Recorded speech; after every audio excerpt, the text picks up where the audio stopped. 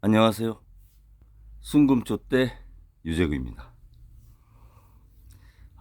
오늘은 비가 촉촉히 내리고 있습니다. 우리 옛말에 가을비 한 번에 속옷 한 번이라는 말이 있는데요. 그만큼 가을비가 한 번 내리면 이제 온도가 낮아진다고 합니다. 이렇게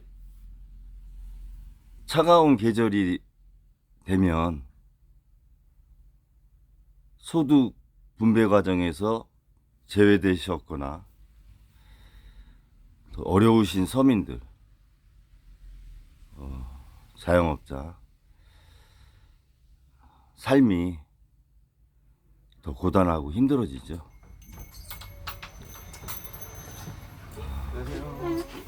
같이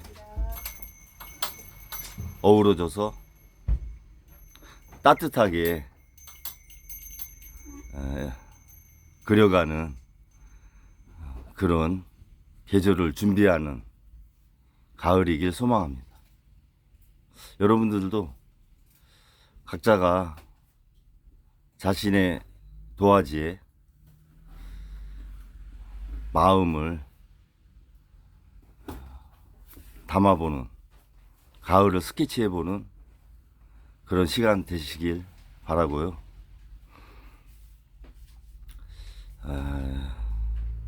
여러분은 지금 우리가 어떤 세상에 살고 있다고 생각하세요? 참 힘들고 어려운 물음인데요. 저는 개인적으로 작년에 쇼펜하우어가 이렇게 한번 화두에 오른 적이 있죠. 쇼펜하우어는 대표적인 염세주의자죠. 무신론자고. 하루가 죽음을 향해 가는 것이라고 말을 하기도 했습니다. 근데 또 이분은 명랑하게 살고 싶다고 말씀을 하셨어요. 근데 이분이 생각하는 명랑은 행복한 삶이 아니라 고통 없는 삶이 명랑한 삶이다. 이렇게 또 보신 것 같습니다. 여러분은 지금 이 시대를 살면서 행복을 추구하세요? 아니면 고통 없는 삶을 추구하세요? 어떻게 보면 불교적인 관점일 수도 있지만 저는 후자 쪽인 것 같습니다. 고통 없는 삶을 이렇게 희망하는 상황입니다. 작년에 이런 쇼펜하우어 대철학자가 우리 사회를 한번 이렇게 화두에 오른 것은 지금 이 시대가 팩트, 사실을 기반으로 한 귀납적 방식의 경험론을 추구하는 사회가 아닌가, 이렇게 한번 생각을 해봅니다. 그러니까 쇼펜하우어와 베이컨이 공존하는 시대, 패러다임으로 봤을 때 그렇게 생각이 좀 들어요. 제가 유튜브를 이렇게 한 3개월째 하고 있는데요. 그동안 700개 동영상이 넘는 자료를 이렇게 올렸는데요.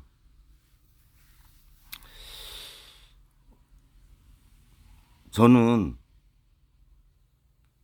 그러면 그러한 동영상을 올리고 이러한 방송을 하면서 어떤 이념과 어떤 경제 논리에서 말씀을 드리느냐. 유튜브 초창기에 제가 한번 말씀을 드린 적이 있어요.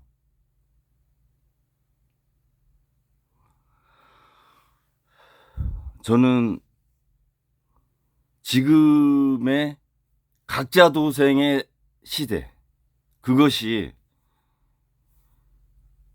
공개적으로 국가나 정부에서 각자 도생 알아서 국민들은 사세요라고 발표는 안 했지만 묵시적으로 다가오는 현재의 상황이 각자 알아서 잘 살아라.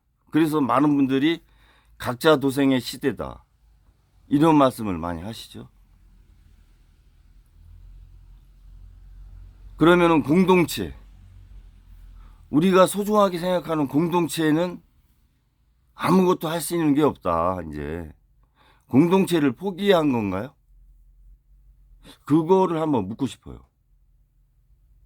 공동체의 대표, 지도자, 리더, 공동체를 포기하신 겁니까? 공동체에서의 특권을 누리고 계시잖아요. 근데 각자 도생을 해라? 그 공동체를 구성하는 개인들은? 그거는 좀 이기주의 아닌가요? 그러면 공동체가 있을 필요가 없는 거죠. 존재 이유가 없죠.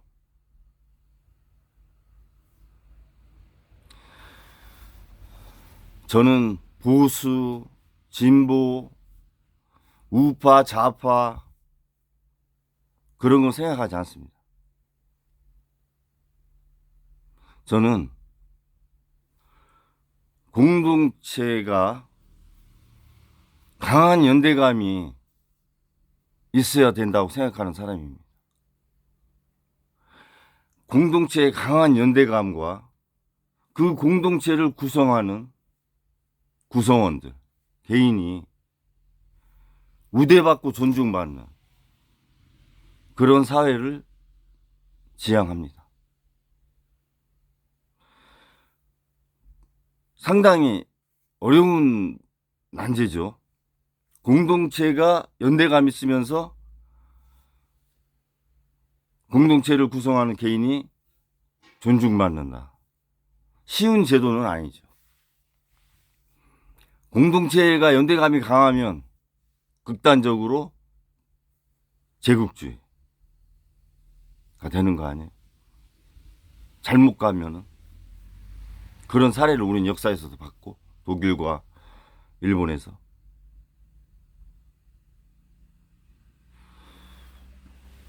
개인이 너무 개인의 존엄성과 가치만 우대하면 독재가 되잖아요.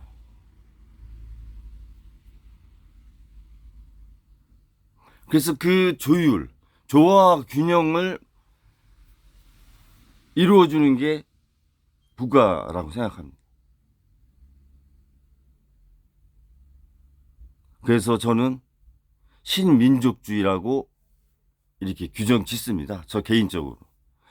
공동체의 연대감이 있으면서 공동체를 구성하는 개인의 존엄성과 가치가 우대받는 사회, 신민족주의라고 생각하고, 그 토대 위에서 정치와 사회와 경제를 보고 이렇게 방송을 할 때도 그 토대에서 말씀을 드립니다. 그게 제 정체성이에요.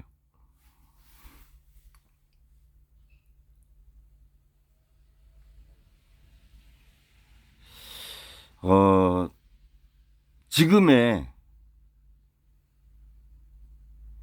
경제, 자본주의 시장 경제가 괜찮은 건가에 대한 물음표도 갖고 있습니다.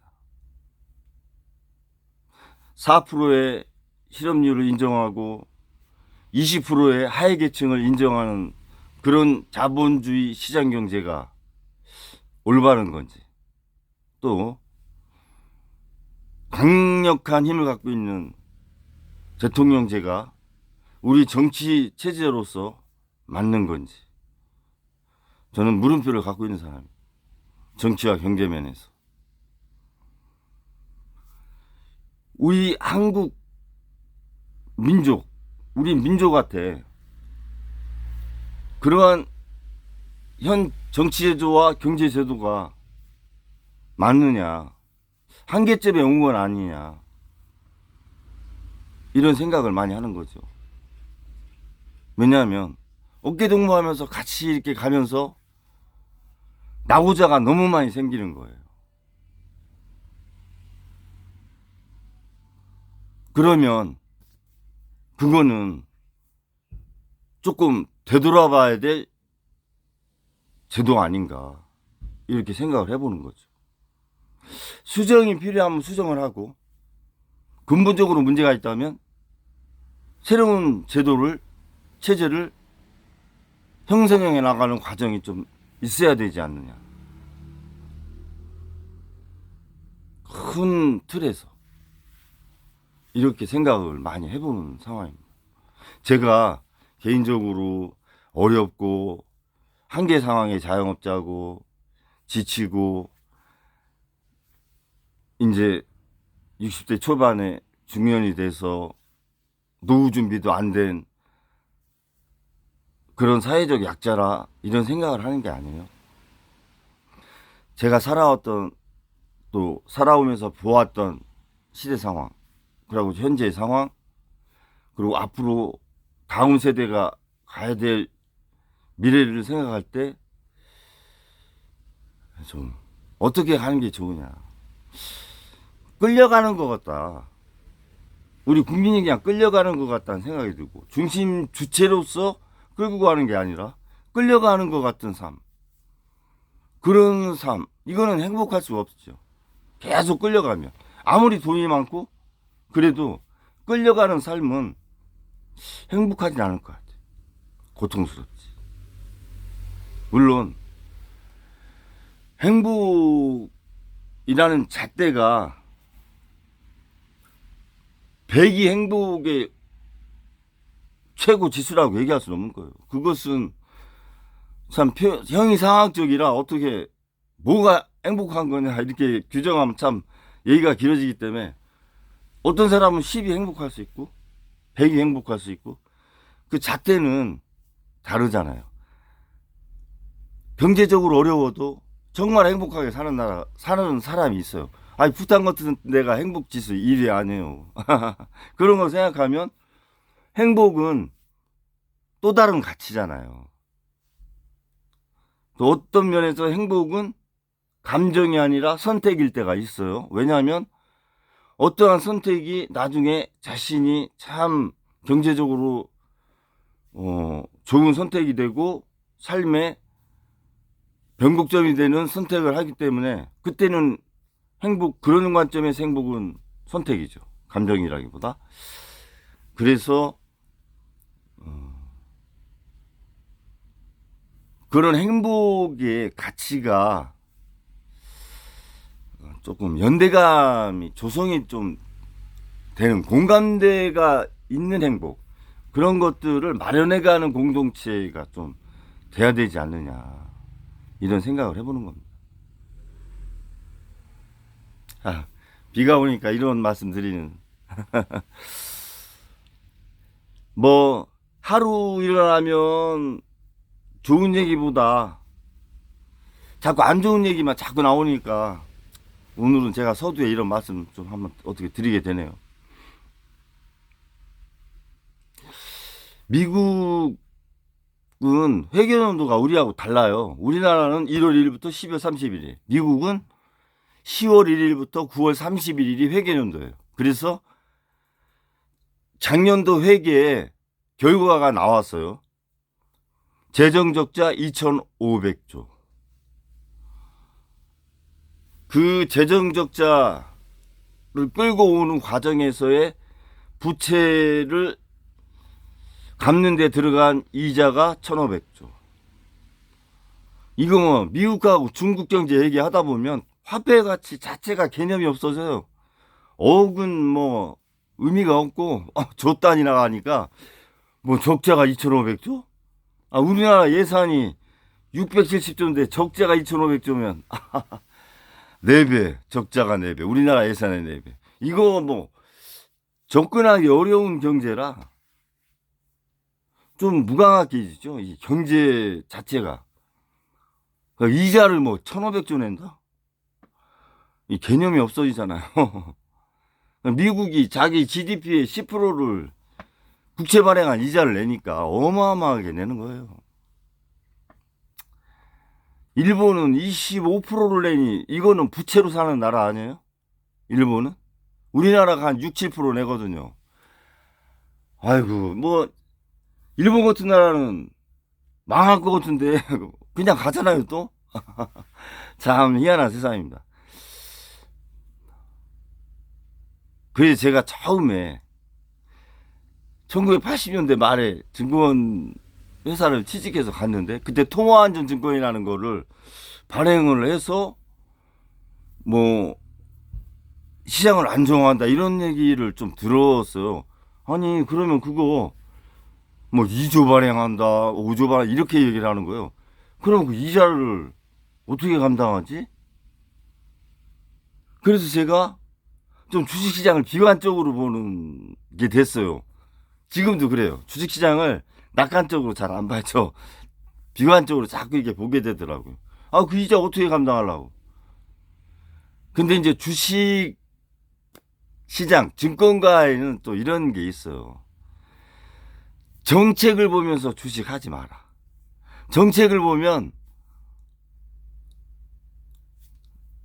주식을 좀 비관적으로 보게 되거든요. 그래서 그게 이제 이 40년이 지난 지금은 국가 재정이 전부 다 전 세계가 빚으로 이렇게 갚고 나가야 되는 GDP의 한 10% 넘게 그런 세상이 되다 보니까 이제 이게 경기 침체가 오는 거 아니냐 이런 생각도 드는 거죠.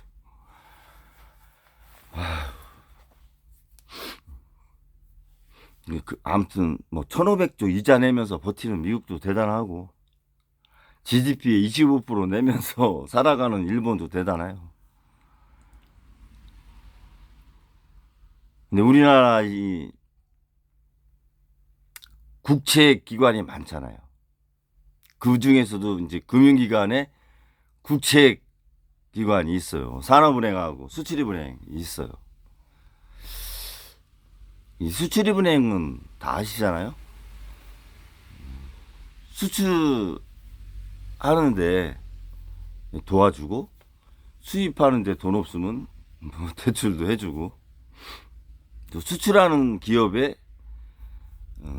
아이템은 좋고 성장성도 좋은데 조금 회사를 늘리려면 대출을 받아야 되잖아요. 물론 중소기업 은행이나 이런 데서도 해주지만 수출입은행에서 이제 그런 걸 역할을 하거든요. 그러나 규제가 굉장히 엄해요. 국제은행이라. 그런데 작년에 이제 제가 유튜브 초창기 때도 말씀드렸는데 폴란드에 우크라이나 전쟁이 일어나면서 폴란드가 러시아의 접경지대에 있는 나라 아니에요. 우크라이나, 폴란드, 그리고 핀란드 이렇게 접경지대에 있거든요. 그리고 핀란드는 영세 중립국을 선언했고 우크라이나는 이렇게 전쟁이 일어났고 폴란드가 이제 위협받으니까 우크라이나에 무기를 좀 지원하다 보니까 자국이 무기가 없어서 이제 위험이 나는 상황이라 독일이나 이런 프랑스, 영국의 무기를 수입하려다 보니까 여의치 않아서 우리나라가 가성비도 좋고 해서 또 빨리 만들어줄 수 있는 체계가 됐기 때문에 우리나라하고 방산 관련된 수출 이제 협약이 있었죠. 그래서 뭐 K2 전차인가? K1 전차인가? 그리고 비행기, 뭐 이런 현무, 미사일 이런 것들을 이제 수출을 5조 했다, 뭐 또 추가적으로 했다 해서 방산 수출이 언론 보도가 많이 났잖아요. 체코 원전처럼. 근데 폴란드가 돈이 그때 없는 거죠. 돈 없는데 수입을 하려고 하니까 문제가 발생하는 거 아니에요? 그래서 윤석열 정부가 어떻게 했어요? 돈 빌려줄게. 그렇게 된 거 아니에요? 근데 막상 돈 빌려주는 주체가 누가 돼요? 수출 관련된 거니까 수출입은행이 해줘야 될 거 아니에요? 근데 수출입은행이 자본금의 한도가 있거든요. 그 한도 내에서 여신 대출을 해줘야 되는데 이미 한도가 다 차가지고 안 되는 상황이 된 거죠. 그래서 어떻게 했어요, 정부가? 윤 정부가? 법을 바꿉니다. 개정을 해요. 한도를 늘려. 자본금 한도를. 그 대출 한도를 늘려요. 그렇게 해서 수출을 협약을 한 거 아니에요. 이 과정도 저는 과연 그렇게까지 수출을 해야 되냐. 그것도 아주 저금리로. 뭐 0.5%만, 1%. 그리고 뭐 한 10년, 20년, 장기로. 이거는 거저주는 거나 마찬가지예요, 그렇게 하면. 우리 그 자영업자들한테 0.5%로 줘봐요, 한번. 그건 왜 못해? 기본적으로 주는 게 뭐 3%. 아니면은 시중은행은 뭐 5%. 지금은 아파트 대출 7%가 넘잖아요. 이게 아무리 국가가 제조업 중심의 국가고 수출 의존도가 70%라고 해도 무역 의존도가 이거는 제가 볼 때 좀 무리가 있는 거 아니냐. 더 문제는 뭐냐. 수출입은행이 대출해준 게 130조가 있는데 그 중에 10%를 우리나라 방산업체 하면 어디예요? 하나하고 풍산이죠. 하나 계열사 두 곳에 방산기업이 있어요. 거기에 10%를 대출을 해줬어요. 하나를 대출해 준 게 아니라 하나가 수출한 네 10%를 대출해 줬어요. 그러니까 결국 하나가 혜택을 받은 게 10%야. 135조 중에. 그러면 13조 5천억을 하나 관련된 수출에 대출을 해준 거 아니에요, 외국에? 어떻게 대기업 한 곳에 10%를 해줍니까? 그게 국제 금융이에요? 국제은행이에요? 우리나라 중소기업이 얼마나 많아요. 그리고 스타트업이 얼마나 많아요. 그런 작은 스타트업과 중소기업이 유니콘 기업이 되도록 금융 지원을 해줘야 될 수출입은행이 대기업에 10%를 수출에 10%를 비중을 둔다? 뭐 하나 계열사예요? 수출입은행이? 하나증권, 하나생명, 하나 수출입은행이에요?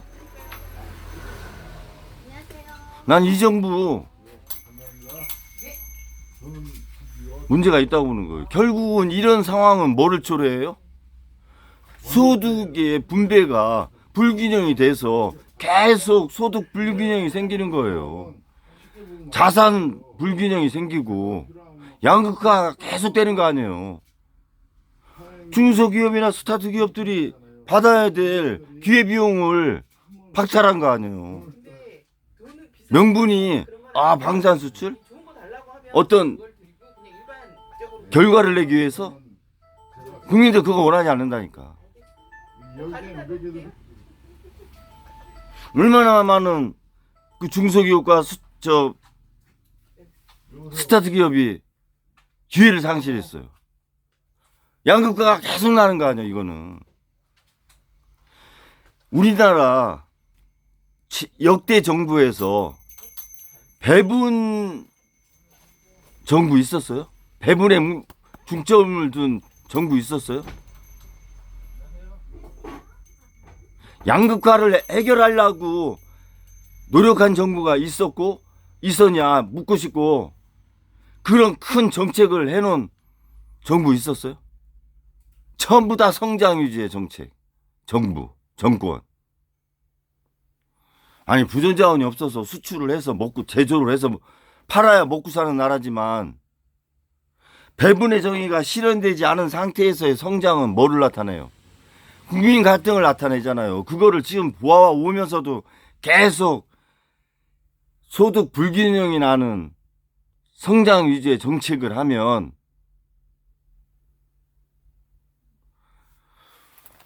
이 양극화로 나타나는 소득 재분배에서 제외되는 이 하위 계층과 하위 기업들은 어떻게 살으라고요?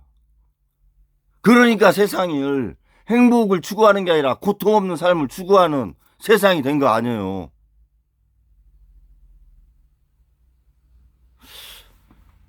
저는 그렇다는 거죠. 다른 분들은 다르게 생각할 수 있어요. 근데 제가 볼 때는 그렇다는 거지. 그러고는 각자 도생해라? 그럼 말도 안 되는 얘기를 해. 몰빵 쳐주고 각자 도생해라? 저는 자괴감 느낀다니까, 국민으로서. 그러고 자꾸 지쳐가. 이 정부나 이 정권을 보면서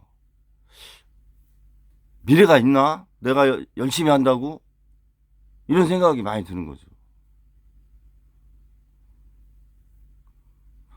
경쟁은 당연히 있을 수 있어요. 그게 원동력이고.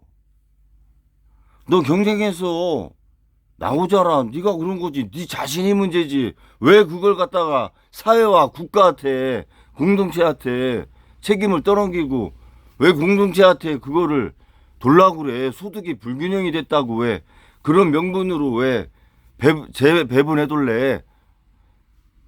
그런 차원은 아니잖아요, 제가. 토양을 바꿔라, 토양. 지금의 토양으로서는 안 된다는 거죠. 출발이 잘못됐는데 도착 지점이 같을 수 있어요? 토양이 바뀌지 않으면 안 된다. 공동체의 토양이. 그러니까 돌연변이 정권이 나타나는 거 아니에요. 토양이 잘못됐으니까.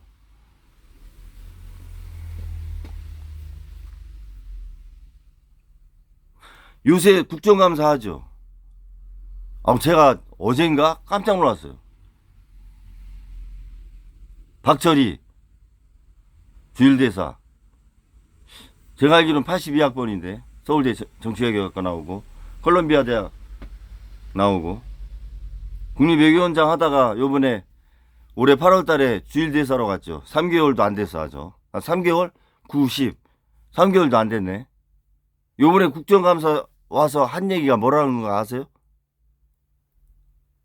강제노동, 우리나라가 일본이 강제노동을 시켜서 전쟁에 참여했다. 라는 말에서 강제노동은 아니다. 라고는 안 했지만 강제노동이라는 말을 안 해요. 그래서 강제노동이라는 말을 해보세요 하니까 안 해. 그것은 자기 그 참모들하고 협의를 해서 얘기해야 될 말이라는 거예요. 아니, 강제노동이라는 말을 못하는 주일대사. 그거는 제가 독단적으로 얘기할 수 없습니다. 국감장에 나와서 국민이 물어보는데 이게 저는 다른 나라 방송 봤다니 일본 방송을 본 거 아닌가. 이 사람이 서울대 일본경제연구소 소장이야. 그런 생각을 갖고 있는 사람이 일본경제연구소 소장, 서울대. 이 정체성에 문제가 있다, 나라에, 이제. 이 사람은, 우리는 한일이라고 하죠. 이란이라고 그래, 또. 우리는 한미 이란이에요. 이 사람은 그러니까 한미도 아니야. 일미한이요. 한이 맨 끝에 가. 자기 나라가 맨 끝에 가. 이런 사람이 어떻게 주일대사가 있죠? 주일대사면 일본이 독도는 지네 땅이라고 우길 때 대놓고 정말 대통령 경로하듯이 왜 경로를 안 해? 정신 나간 놈아. 그래서 조치를 계속 당해야 돼. 주일대사는. 근데 한 번도 안 당해. 우리나라 주일대사는. 이것도 문제지.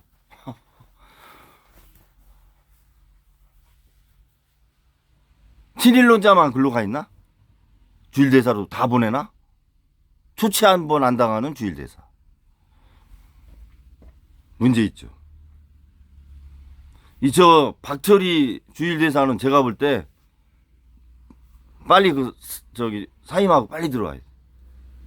그리고 서울대 일본연구소 소장도 빨리 내려놓고 외교 자체에 접근을 하지 마. 빨리 내려와.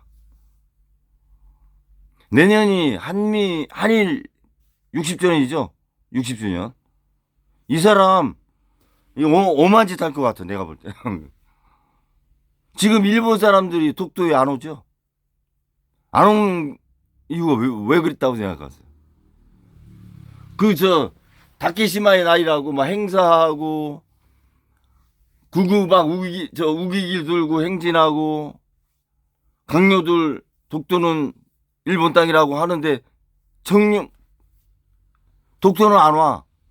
왜 안 오나 아세요? 독도 오려면 뭐 갖고 와야 돼? 여권. 여권 없이 독도 못 오잖아요. 그 여권을 갖고 온다는 건 무슨 말이야? 독도는 한국 땅이라는 인정을 하기 때문에 뭐 갖고 오는 거야.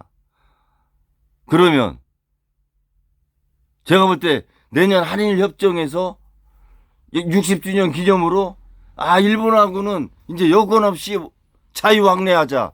이라고도 남은 사람인 것 같아. 내가 볼 땐. 이 정신 갖고 있는 생각이 이 정신 나간 사람이. 그럼 일본 사람들 여권 없이 왔다 갔다 할 거 아니에요. 우길기 들고 와서 독도는 지네 땅이라고 이제 막 규탄하고 막 이렇게 되거든. 여권 없이 왔다 갔다 할 수 있으면. 저는 그거 해줄 것 같아. 아니면 그거를 하라고 주일대사로 임명을 한 것 같아. 이 정권에서 윤 대통령이. 기시감이에요. 제 뇌피셜. 잡혀가 잘못하면 또. 아니 그러지 않고서야 강제노동이라는 말을 못한다? 그러고 이란? 이 미친놈 아니야? 패 죽이고 싶더라고. 내가 텔레비 보면서. 텔레비 속에 들어가가지고. 저하고 나이가 동갑인데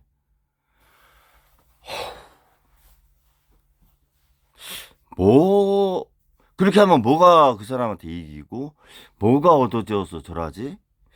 이런 생각이 좀 드는 거예요. 저는 민족의 스승을, 민족의 어르신을 김구 선생님이라고 보는 사람입니다.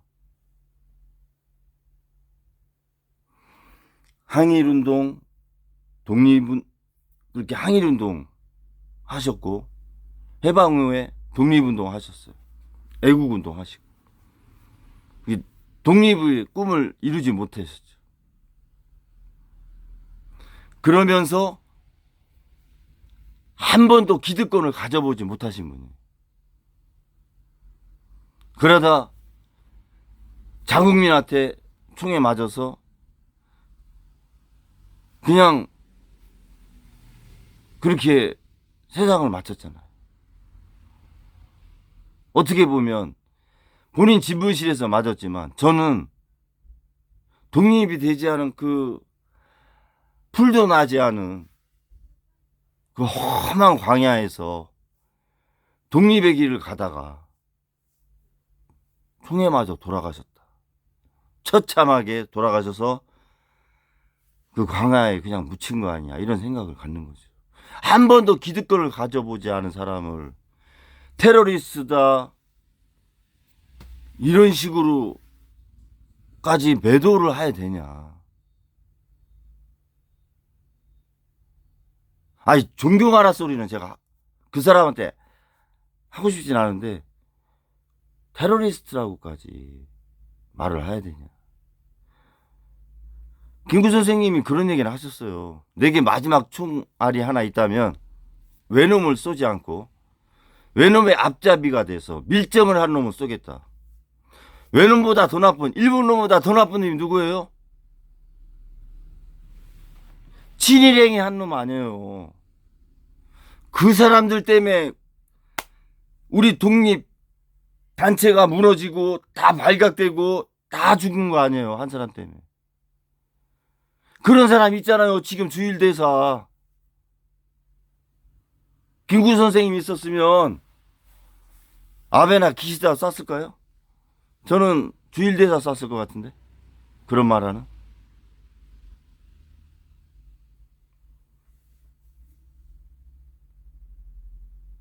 민족과 결연하는 말이 없어졌어요. 완전히 사라져버렸어요. 보수나 진보에서. 여야 불문하고. 이제는 민족과 보수라고 하는 그런 단어가 좀 필요한 시대 아니냐. 공동체가 연대감을 좀 더 가져야 되기 위해서. 또 우리 개인들도 우리 민족도 민족혼이라고 하는 구성원, 공동체의 구성원 우리 국민들도 민족혼이라고 하는 그런 혼을 갖고 민족이라고 하는 공동체로 하나 돼야 되는 시점 아니냐. 그런 생각을 많이 갖는 오늘입니다. 그리고 그동안 제가 방송을 정치나 경제 쪽으로 이렇게 사회 쪽으로 말씀드린 그 바탕이 뭐냐 오늘 다 말씀드렸어요. 이런 토대에서 말씀을 드리는 거예요. 무조건 제가 윤 정권 비판하는 거 아니고 저 이재명 대표 막 찬양 그렇게 안 하잖아요. 야당 뭐 잘한다 이런 얘기 안 하잖아요. 그렇다고 윤석열 정권 막 못한다고만 하지 않아.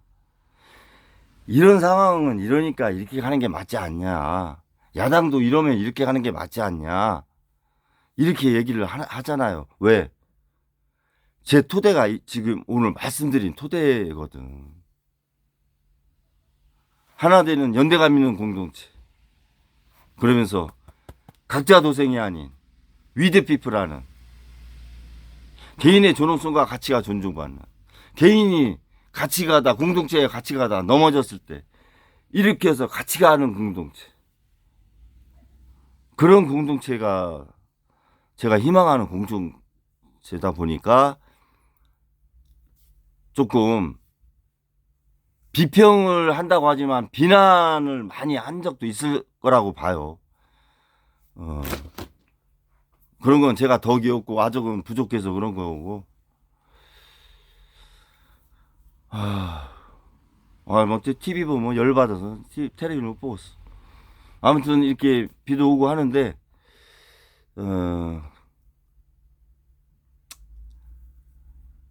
주중이 됐으니까 또 잘 보내시고 아무 별탈 없는 게 요즘은 인사예요. 별일 없었냐. 네. 남은 하루도 건승하시고요. 방송 이만 마치겠습니다. 감사합니다.